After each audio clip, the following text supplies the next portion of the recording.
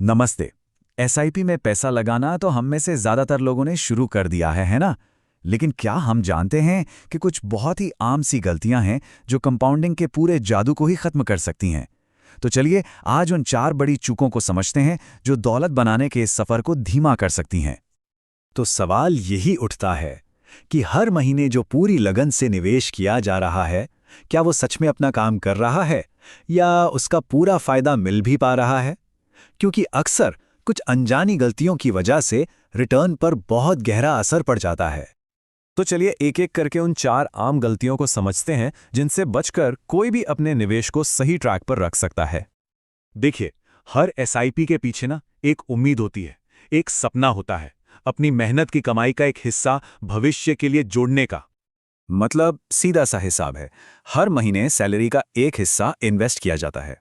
और मकसद मकसद बस एक ही है कि वक्त के साथ ये पैसा बढ़े, वेल्थ बने और एक आरामदायक भविष्य सिक्योर हो।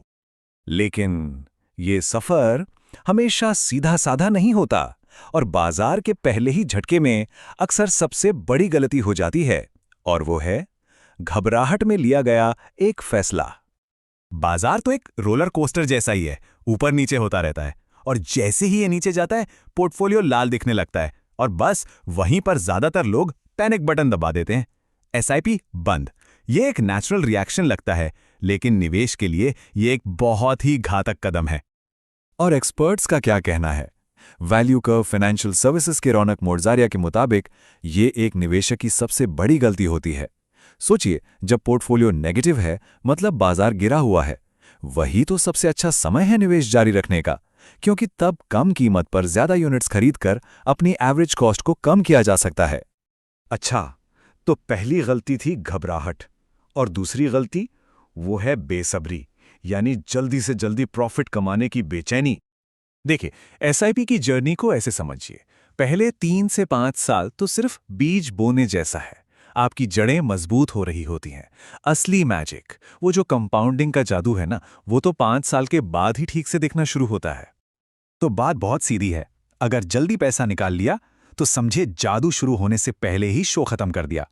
सच तो यह है कि इन्वेस्टिंग सिर्फ पैसा नहीं बढ़ाती, वो हमें अनुशासन और सब्र का सबसे बड़ा पार्ट भी पढ़ाती है।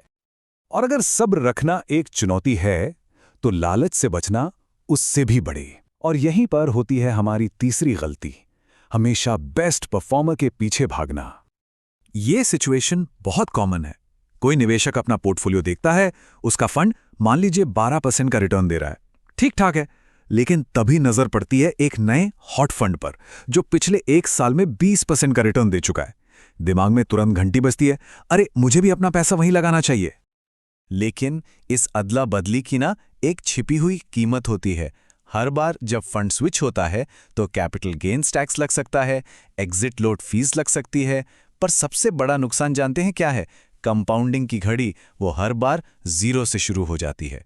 पैसा कभी इतना लंबा टिक ही नहीं पाता कि वो अपना पूरा कमाल दिखा सके। चलिए अब आते हैं चौथी और शायद सबसे बारीक गलती पर।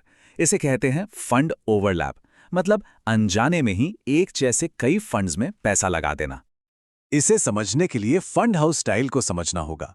देखिए, हर एएमसी यानी एसेट मैनेजमेंट कंपनी का निवेश करने का एक अपना तरीका, एक अपनी फिलॉसफी होती है और वो अक्सर अपने ज्यादातर फंड्स में उसी स्टाइल को फॉलो करते हैं।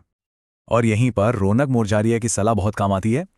वो कहते हैं कि निवेश करने से पहले फंड का स्टाइल समझिए और कोशिश कीजिए कि एक ही फंड हाउस की कई स्कीम्स में पैसा ना लगे। तभी तो असली डाइवर्सिफिकेशन होगा, यानी रिस्क सही मायनों में बटेगा। तो इन सारी गलतियों को समझने के बाद सवाल तो यही उठता है कि आखिर एसआईपी की कामयाबी का असली जादुई नुस्खा है क्या?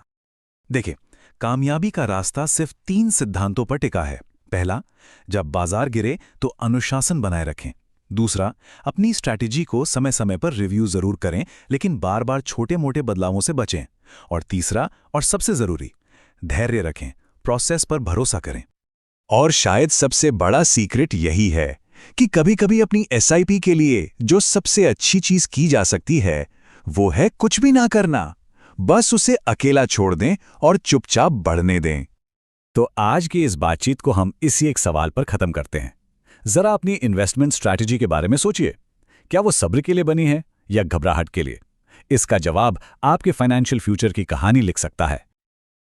सब्सक्राइब करें, बेल आइकन दबाएं और शेयर करें।